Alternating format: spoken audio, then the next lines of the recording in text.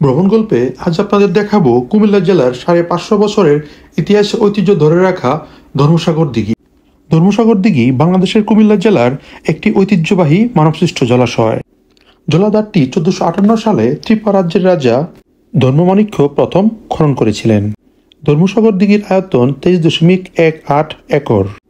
রাজা ধর্মপাল তৎকালীন সময়ে দুর্ভিক্ষ পীড়িত মানুষের পানির কষ্ট লাঘব করার জন্য এই ধর্মসাগর দিঘিটি খনন করে।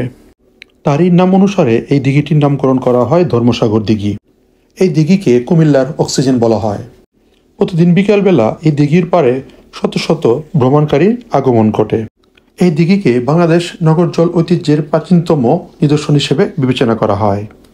খননের পর থেকে জলাশয়টি শহরের সামাজিক এবং অর্থনৈতিক প্রবৃদ্ধির কেন্দ্র হয়ে উঠেছে।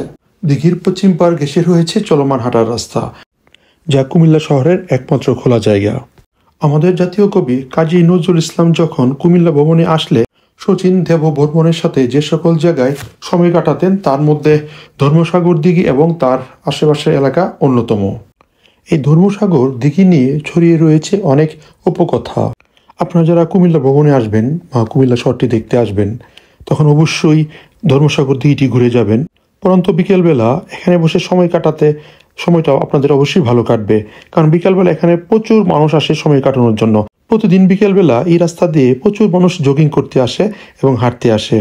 ধর্মসাগরের আশেপাশে অনেক খাবারের দোকান আছে, যেমন ফুচকা, দই, আইসক্রিম, ঝালমুড়ি, চটপটি, এছাড়া অনেক ফাস্টফুডের দোকান রয়েছে। আপনারা এখানে ধর্মসাগর দিঘির পাড়ে বসে এগুলো খেতে পারবেন এবং ধর্মসাগরের চারদিকের মনোরম পরিবেশগুলো আপনারা উপভোগ করতে পারবেন।